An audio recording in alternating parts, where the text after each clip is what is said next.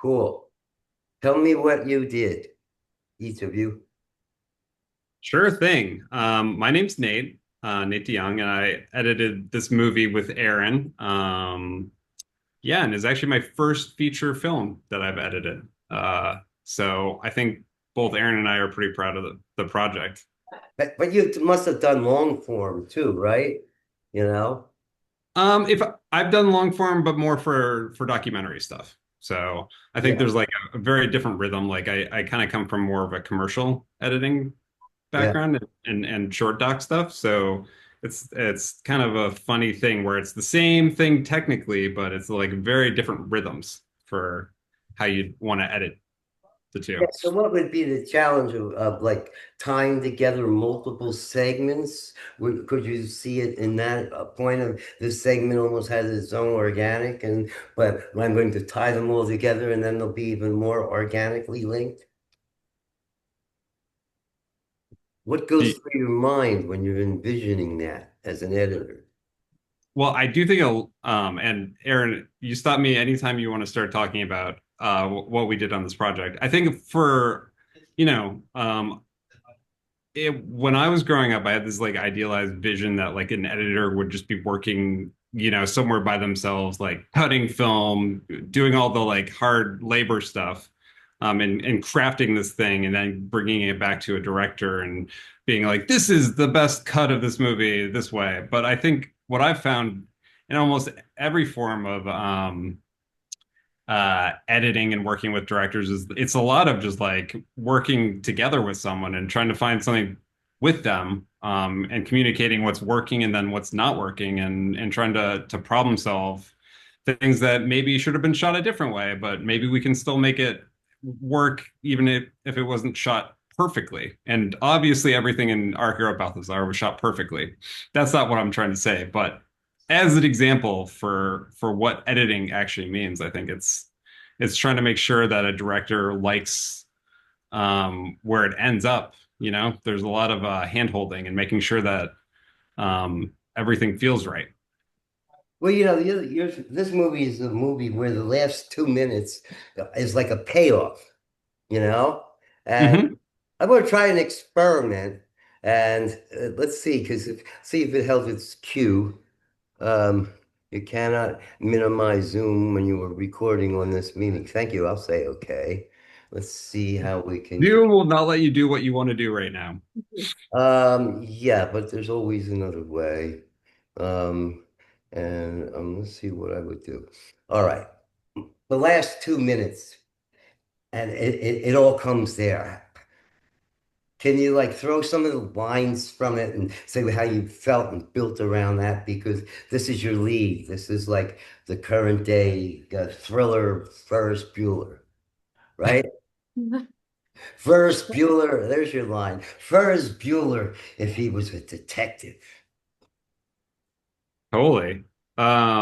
Yeah, what do you so Aaron, I did the first pass on that edit. So what was going through your mind when you were first doing it, Aaron? She's going to tilt down before she speaks. Oh I yeah, you have to tilt your camera down so you're oh I framed do? perfectly. There you Oh, go. this? Perfect. Is that good? Yes. Um, yeah, I think my thought was, wow, this kid doesn't change. He hasn't changed one bit. He's kind of the same. You realize just how sociopathic he is. When he starts to cry, I was like, oh no, I think that when I read the script for the first time, the opening images and the closing images were so strong. And that's why I felt like, oh, if that's where we end up, um, everything in the middle is about getting there. So yeah. Both of them is like pure angst at that point, whatever the words are. Yeah. Totally. It's funny because um it's like a thing that he is doing over and over and over again and is actually getting more and more success from doing it, that I think is like what is so powerful for that being the ending of the movie, is that this is like the exact opposite of what you expect him to get from whatever he's done up until that point, to keep it spoiler free. But I also think it's like funny that all the callbacks to other characters that they've met along the way is they're now being forced to watch this guy fake cry one more time, I thought was pretty amazing. And in the script, it's one of the funnier cutaways that they didn't get a chance to shoot, was that the neighbor was going to be, uh, what is it? It was under the bridge. Something like that, I think. Wow, we Maybe. had a couple, yeah, and then we didn't include one, I Yeah. think, and that was the right choice. But Yeah, Yeah. you get another interview, you got to do we didn't put this in. Now, and people who see it have never even seen the movie. That Yeah, I think it's going to be really get hard to keep behind track the of all that. story. yeah, Definitely. yeah. I mean, the suspense is like, with a film like this, is absolutely critical in those last 2 minutes. I mean, there's not that many films that need to do that or do it because for whatever reason, they're just, they don't hinge themselves there. Totally. I think one of my favorite parts about that scene is um well after we finished the lock on it, like deciding to change the music for it. So it was actually a callback to when he first does the crying video at the very beginning. It comes full circle. And I think a lot of the movie it's pretty subtle at times, but there's so many callbacks to things that happen at the very beginning of the movie that I think is kind of fun in Oscar and Ricky's script, that they would keep like having these little things that they would just like kind of leave at the very beginning, and then suddenly they were calling back to it that really gave it more resonance, that They he has write this scenes catchphrase or like, whatever. He has this catchphrase and it's like making him more popular, and it's kind of like really unnerving in that way. interacting as if they're developing the script in the final cut. You're looking at this stuff and saying, well, maybe we could write it this way. And that means they're like actually cutting you like 20, 30-second pieces and saying, what are we going to do with that related to everything else? It sounds like they might be micro cutting it like that too. I mean, and Aaron, once again, Oh, yeah. to talk about it. But one of the funniest parts that we heard, because we started pulling in the footage and editing it while they were shooting it, but there was 22 shoot days and there were 22 shooting scripts for each of the days because they kept rewriting things the day before they shot it. And I would say that in the edit, it was probably every day of the edit was rewriting the script to make it work, and it was like kind of like a dance, right? Where you're always trying to make something better and trying to work with what you've already shot and make everything sing when it could. That's like Um, life. yeah, it is like life, but it's We got baggage I've here. read scripts and then I've watched the movie and it's exactly one to one. There was no difference whatsoever, and so it's like, wow, that seems like that would have been really nice and easy compared to like trying to make stuff up on the fly and make it still feel tense and That's interesting. interesting and all that. Yeah. Comparing your script and all that. So what are your background in terms of the science of filmmaking, the two of you? I mean, what led you to this, crazy gamble of, trying to do a narrative indie feature? Hmm.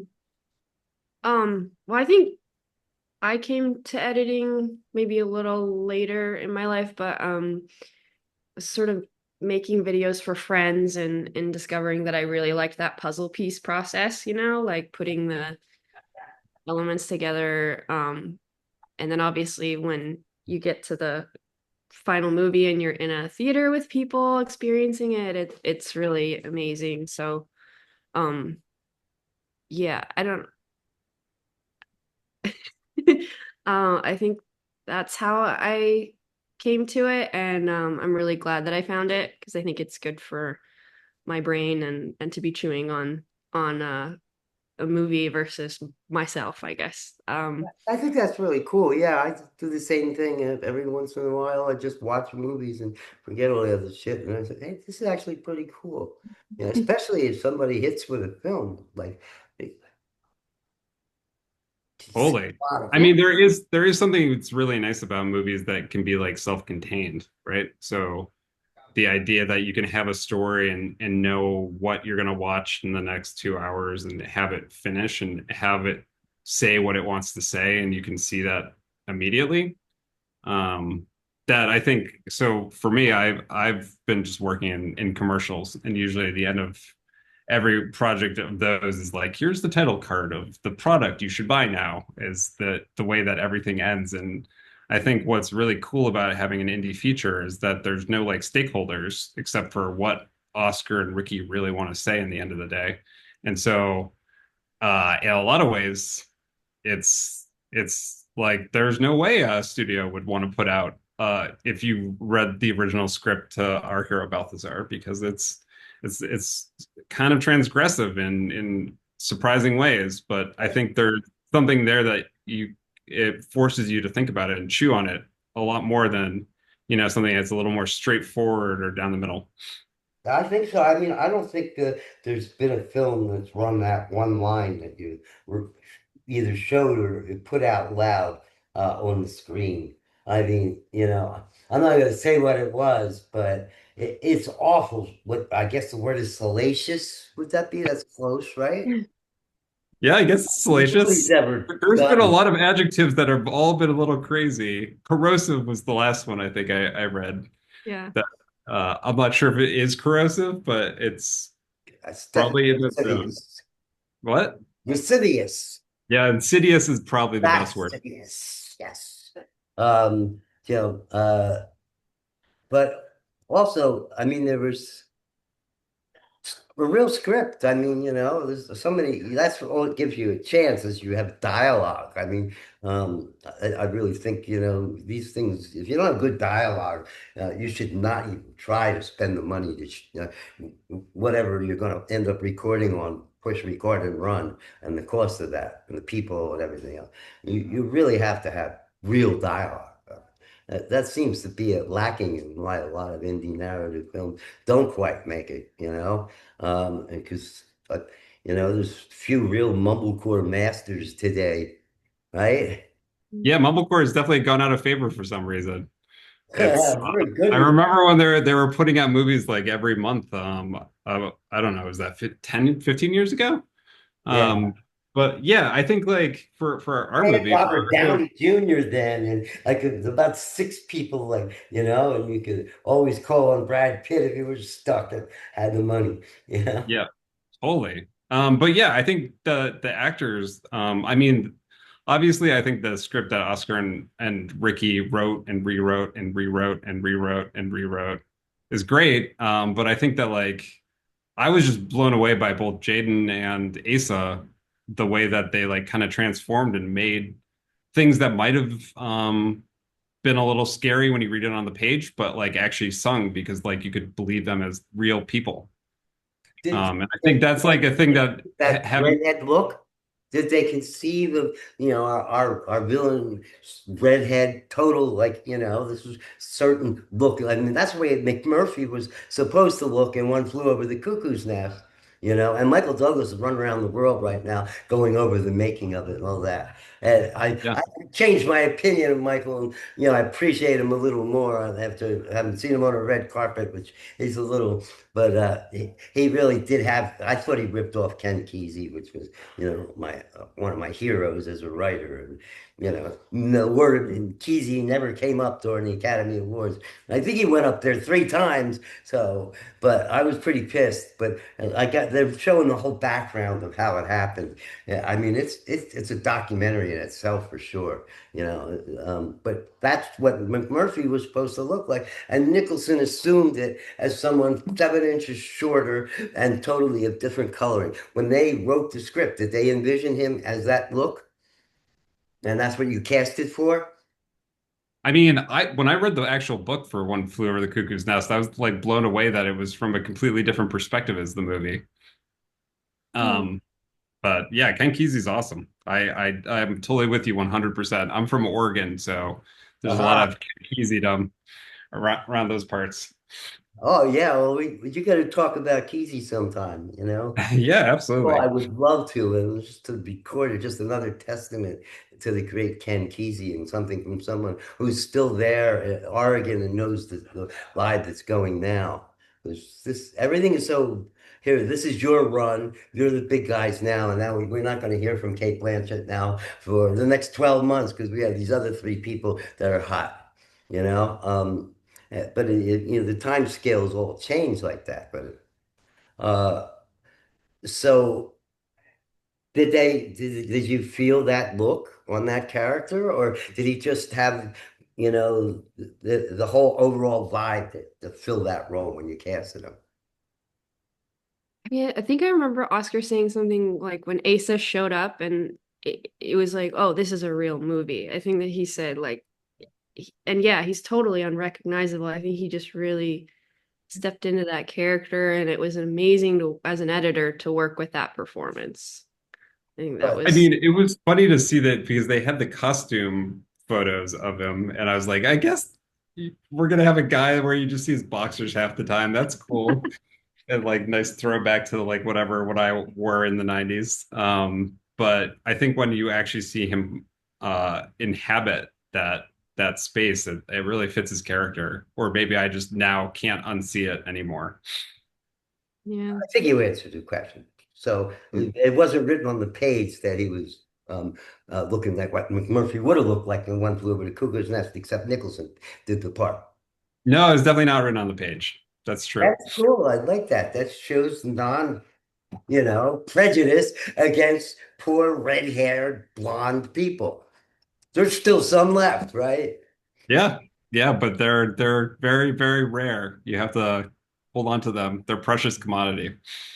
But Exactly, exactly. That's what I felt when they saved the last 40,000 of the Aborigines before it was done. So if you want to increase your pride as a North American, besides how we treated the natives here, much better than South America, but they didn't even count the 40 million they killed, but it was probably less because it was less populated. But and then you get to Australia where they would shoot people on sight with nothing, and just kept rolling them down, you know. We never did that here. We were much more advanced than that. So uh, I appreciate you touching a subject like this. totally. I'm not sure if I actually know that much about the treatment of Aborigines in around the world. But Unfortunately, not my the not my level background. of the violence thing and going right to, how people can do that, um, that's intense. And it hinges. You're like it's like a seesaw that you have with the characters and whether the presentation of evil or ignorance or what the hell kind of species do we have?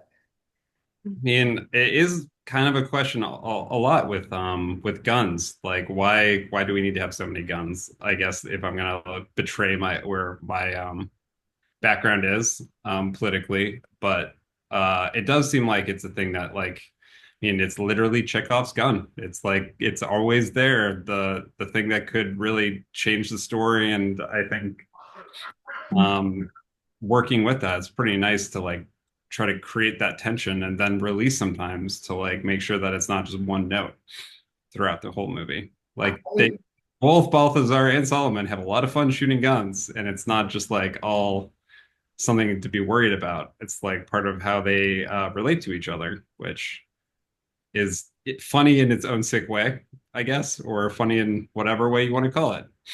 Well, it's also totally like American in that sense. And, we do have the right to bear arms. And, sometimes something is just so infuriating that, people can get that way psychologically. And how do you, present that as a director to your actor and your dialogue with them and for them to get to that? I mean, I was so pissed off. I had 63 videos up on YouTube. I have hundreds that will come, but it wasn't like the business model. But we needed to get them up and they were pretty cool. The Zoom thing made it easy with the links. Now I can see 5 films in a day if I want and have, 4 interviews, from home. And I don't have to have anything but a decent shirt. I might be doing the old network test of, and the women had to go through it too if they wanted to be leads on television news. I know I worked in that because it's an actual, ballsy test. That was interesting the way you played with his name and the way people pronounce it. Yeah, yeah, Balthy, totally. You know, Definitely. people do that. And you're sensitive. You have a name that for some reason doesn't ring like everybody else's. Scott's a great name, and my real first name, the H. You know, yeah. When I say it to people, you know, it's like I'll admit it. It's Harvey, okay? And there's Harvey Weinstein, which was the last role model we have to work with. But you know, besides the Harvey and the one with Paul Newman, where Harvey gets kicked in the balls Mm, during the knife scene, but totally. you know. Mm. And but people call me sometimes when they have the home, Mr. Harvey. Nice last name, but his name's Bear. Why do you call me Mr. Harvey? I'm glad Yeah, I'm it's actually funny that I can't think of any movies that use that plot point as like having a name that people have a trouble pronouncing or recognizing. yeah, they Uh, seem to possess it. They're gonna call him what they want to call him. Ballsy yeah, Bowles. Yeah, Bowles. I like Bowles. Okay. totally. Yeah. By the end, he's like, call me Balthazar. Like the interviewer's like, I hear you like to go by Balthy. And he's like, Balthazar, please. There is a thing with his name that kind of travels through the film. Where did this film open? This It is opened in it, Tribeca. It so was this about you had the red carpet. So you must have had like there is that pool, the journalist pool. So and they have a room, I believe, and you can just roll right through it. So, did you do some of that when you We were, had showing up the film and talking to the press? we there was like we took pictures, which was fun. And I brought my mom. So it was, yeah, that was a special to take her to the premiere. I think that's cool. She's participating in your career. And Yeah. I think that secondary characters in terms of their screen time are very important. Um, Definitely. we Yeah, I think for me, at the premiere is also a lot of fun to actually meet the actors that played the Yeah. roles on it, that we'd stared at their faces for 9 months and then it was just like stumble into them and they had no idea who we were for good reason. Yeah. But to like actually talk about what they tried to do with their role, I think it was pretty cool to like not know that and work with what we had and then like after the fact have those kind of conversations with a lot of the people. It was a lot of fun. Yeah. I like the Oh, way you made his car a character too. I mean, it almost was like a testament to like Benjamin and The Graduate and his car and his attraction to it.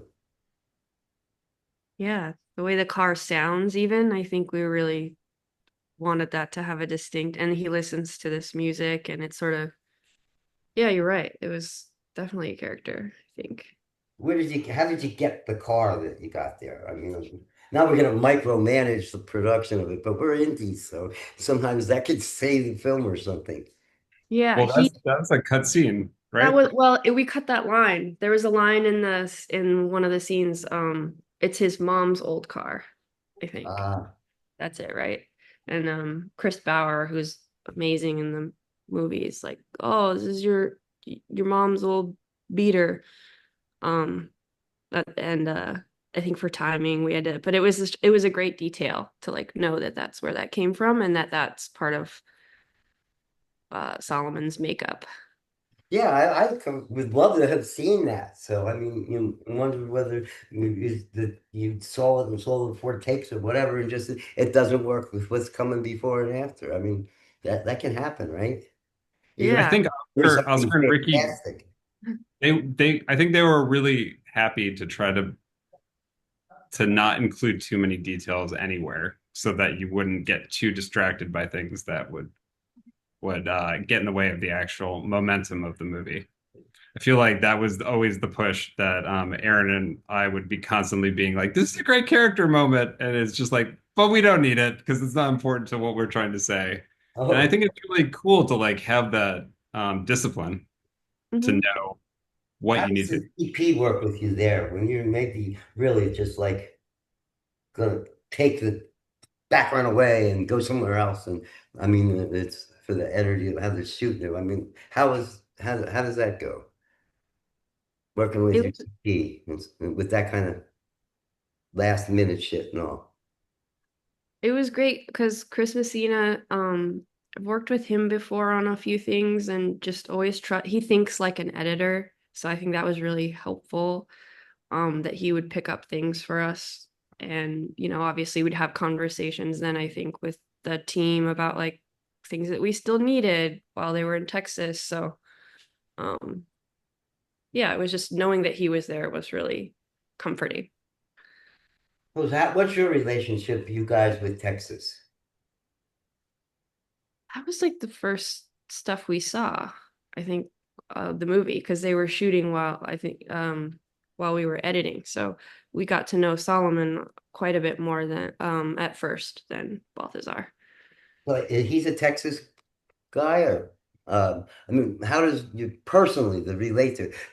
We have a New York, Texas thing. I'm trying to both, uh, uplift Texas. People don't realize how strong a scene they have there versus, outside New York, we still know North Carolina, Virginia, and a couple other places, but what's the Texas thing like doing?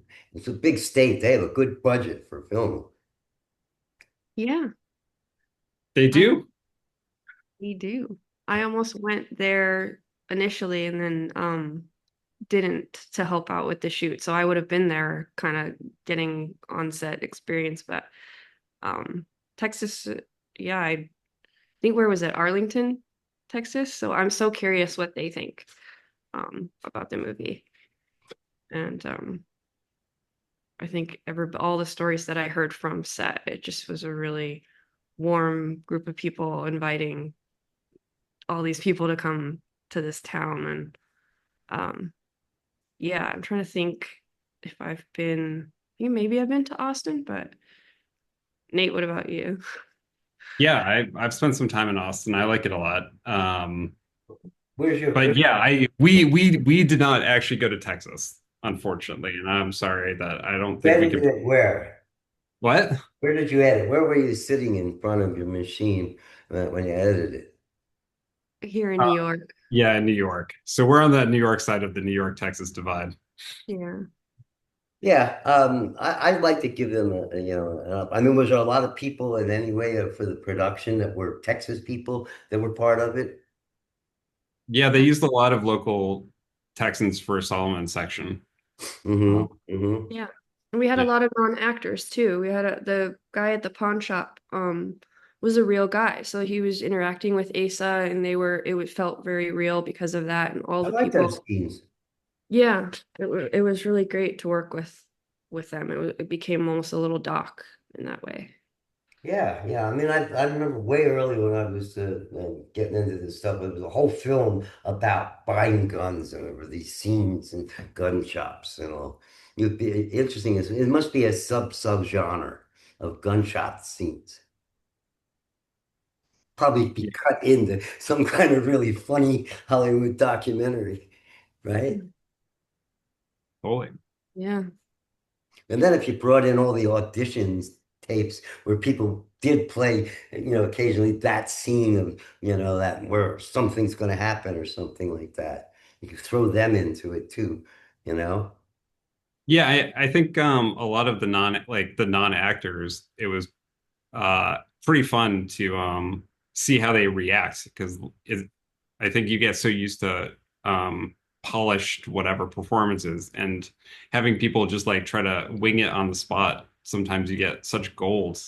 The timing of stuff, it's not like people waiting for the other person to say their line. They're just like trying to react to it. And I think that was a lot of fun. Aaron spent a lot of time working on a montage of the thrush pitch that it could just go on for so long and Yeah. A it short was film. really fun, but just in terms of the final cut, it didn't make it that You long, could but see it was him, great. you can almost see there's a really great character actor that's actually somewhat beyond it a little bit, who's played those kind of incredible evangelical roles. His name escapes me, but he's like very big in like Long Island. All that I remember seeing some film, but he looks like he studied those particular films. There are two or three that have been out, where the magnetic character has this following and because of the way he presents and up on this, in the stage and the message and all. What, I just wanted to jump in here and flag that we had 30 minutes for this, so I think we have to jump soon, but I really yeah, I appreciate think that'd be you all great. taking the I'm time. watching. Let's go for 37:13. It's a good number. All right. And that's 2 minutes and 40 seconds. So, I'd like you guys, in terms of the film to like, just say what you felt about it, what it was, and in your role as editors, you know. Each one, take a minute. There you go. Got I mean, for me, I think it was a lot of fun, especially because it was my first movie to just like try to play with tone and try to feel through what you can get away with, and how funny you can make it, and then how serious you can make it, and how quickly that can happen without causing people to have a whiplash. I think that was the most fun I had working on it, where um, I'm so used to like movies just being in one mode of genre, right? It's like a thriller, so it gets more and more tense. And it's or it's, a romantic comedy. So there's like, some slapstick here and there. But like to kind of have the movie just shift around in unexpected ways and have the plot just kind of unfold not at all where you expect it to go, was so much fun to play in that world. very Godardian, I think, you know. Yeah, I when I think about it, I always like kind of come back to Pulp Fiction, where it's like kind of weirdly very highbrow and lowbrow. Yeah, And as a kid when I watched it, I just never even thought about it that way. It was just Pulp Fiction and incredible. And yeah. I hope that I mean, obviously I'm not going to compare our movie to Pulp Fiction because Hey, that's just going to somebody make us look did. bad, but Somebody had a film hopefully, called Stealing Pulp Fiction there, right? You heard about yeah. that one, yeah? No, I don't think I've heard of Stealing Pulp Fiction, but I need I your opinion on this film. I'll check with the PR guy, see the director, editing of this film. Would be interested to see your input on yeah, it. no, totally. Send it I my haven't way. seen it yet either. I'm looking forward Oh, to it. But it's called Stealing Pulp Fiction. And yeah. Eric, I mean, I think it's funny though, like, when you watch a lot of movies, you start to realize things that you didn't pick up on when you watched them originally. And I think it's pretty cool over time to realize that when you're a kid and when I was most into movies in my life, it was like maybe I didn't know everything, but I understood what I responded to. And hopefully there will be people that respond to our movie in that kind of way, where it's like, this is so crazy and audacious that it's, it's something I hope people actually interact with and really try to think about what happens in the movie, because I think there's a lot of layers to it. It's on Peel. we're going to do an e-entertainment on the last 20 seconds. Think of your favorite film. Erin, your approach to, this project and how, in a gestalt way, how it, impacted on you from being an editor on it. I mean, it was amazing to work with Oscar and Nate. I mean, it's come kind of full circle for me to I just love working with them so much, and also with Ricky, it was great to just all of us put our heads together, be going on through the movie as it evolved and what it finally became, and everything Nate said I think is totally right. Um it was surprising, even some one scene in the movie that we thought was going to be maybe totally serious, that people were laughing. It was just to be in the room finally with everyone. Um, and yeah, I'm eternally grateful that they included me. So I'm very happy to that we did it. So, what would you say is, do you feel like when you're satisfied, you've done your best with what you have to cut, that we can live with it, or it works? What is the, or do you do both depending on what you got? Both? So I sometimes mean, I think every time I watch it, I still see things that I wish were different, but like you very can live great to with be it. out of my hands. I don't want to have to think about that anymore. I think we did that for a large part of our lives for the last year, so it's like nice to like be able to just be hands off and write the let it, next script. yeah, Yeah. exactly. That's cool. And you got to keep writing, right? Mhm. I mean, editors write with the footage though too. It's really interesting. I'm trying to understand the process because mostly I shoot and write and try to talk people into doing things, and then when I got to edit, I'm like, which button is it and all that. But It's always way more work than you want it to be. I would put it that way.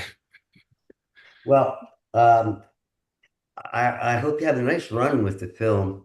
Did you enjoy Tribeca? Last thing I'm asking, and also, what was your favorite film from a kid? Both of you, quick. From a kid. That From a kid. influenced. I was a Casablanca and the War of one Stalag 17 and The Great Escape. That was me, as a kid. But and maybe the Dustin Hoffman movie as well is that he cracked with. But how about yourself? Uh, I guess maybe the first movie I kind of remember, A Never-Ending Story, was that like such a fantastical movie that it's stuck in my head, that big flying dog. Like I think that was, I don't know if that's the first film I ever watched, but as a kid, I guess. That's the one you liked, and even as you get a little older, what was like the influential film For this project for you? or for me. Well, it's this film it's called Control. Um, and it's from like 2004 or something. It has like kind of everything I love in a movie, and I always try to push it on people to watch. That's what the So book I'm writing is about. That is films that somehow nobody ever got to know about. So yeah, get that on our list. I need to hear from you. that's mine. Yeah, I think my as a kid, the only VHS tape I knew how to press play for was Raiders of the Lost Ark. Aha. I feel like even to this day, the editing on it is like honestly, it's like very good. It's really fun to watch, and like Steven Spielberg, I think he's gonna go places. Uh, Well, but Harrison Ford, he moves. It's the way he moves. That's what I like to look at. yeah, there's lots of John camera Wayne moves. and Yeah, yeah, yeah. the Irish film, and then they just seem to move and understand where the camera's seeing them. Do you feel that way when watching somebody like Harrison Ford, or I guess Tom Cruise moves really well too.